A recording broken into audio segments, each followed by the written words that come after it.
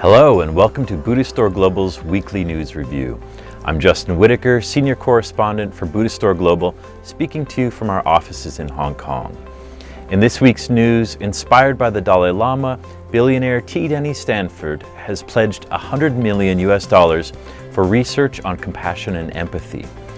The money will go to the University of California, San Diego to fund scientific research into ways of cultivating these qualities among healthcare professionals for the benefit of themselves and patients. Thanks to the funding, researchers at the newly established T. Denny Stanford Institute for Empathy and Compassion at UC San Diego will study the neurological functions of compassion, seeking to establish empirical evidence that can be used to create a compassion-focused curriculum for training medical professionals to develop methods for protecting the well-being of both caregivers and their patients. The Dalai Lama has frequently spoken on compassion as a life practice and an essential foundational element of education for creating more realized individuals and a more compassionate global society.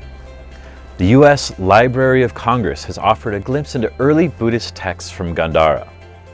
The library published a Gandharan Buddhist scroll on its website this week, offering visitors the opportunity to view, zoom in, and download images containing early Buddhist writings. The manuscript, one of the first of its kind to be made publicly available, dates to the 1st century BCE and is printed on delicate birch bark. The information contained in these and other Gandharan manuscripts, currently being studied by scholars around the world, has the potential to open new doors of understanding on early Buddhism. The scroll was purchased by the library in 2003 from a British antiques dealer. It is the oldest object in the Asian division of the library, which currently holds more than 4 million objects in over 130 Asian languages. In Japan, Buddhist temples share devotional offerings with disadvantaged families. Buddhist monks at Todaiji, an 8th century Buddhist temple in the city of Nara, have joined a growing nationwide initiative to share devotional offerings donated by worshippers with single mothers and other financially struggling families. The socially engaged move is part of a broader anti-poverty initiative organized by a nonprofit group known as the Temple Snack Club, which was established to redistribute food offerings received by the temples to single-parent households. Headquartered in Tokyo, the club is a joint project founded in 2014. One of its founders, Shokei Matsumoto, is a monk who is working to transform temple management across Japan and the role of Buddhist temples in Japanese society. So far, over 1,000 temples and 450 other organizations are participating in the collaborative project, according to club officials, ensuring that offerings reach some 10,000 needy children each month. An American company's use of a popular Buddhist image has caused uproar. The company, called eGrips, is based in the U.S. state of Colorado and has created a climbing grip designed in the likeness of the Laughing Buddha, a figure generally associated with the semi-historical Chinese monk Budai and the future Buddha Maitreya.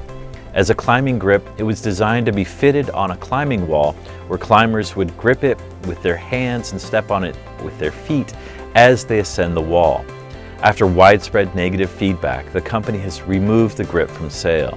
eGrip's president Chris Klink defended the company's use of the Buddhist image, saying that, quote, it was a hold that people treated with respect and reverence, and that most gyms have treated the Laughing Buddha as a finishing hold or put it on the wall as a blessing. Finally, a new documentary called The Dalai Lama Scientist will premiere at the 76th Venice International Film Festival at the end of this month. Described as featuring extensive, rare, never-before-seen footage, The Dalai Lama Scientist is billed as telling a very human story of the Dalai Lama that no one knows. The feature-length film will be shown at the Venice Production Bridge on August 31st.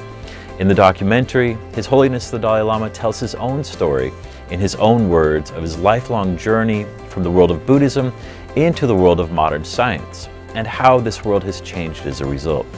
The Dalai Lama has initiated numerous interdisciplinary dialogues with scientists, experts, and spiritual leaders over the decades to discuss the intersection of science and spiritual disciplines with regard to critical issues facing contemporary society in the modern world.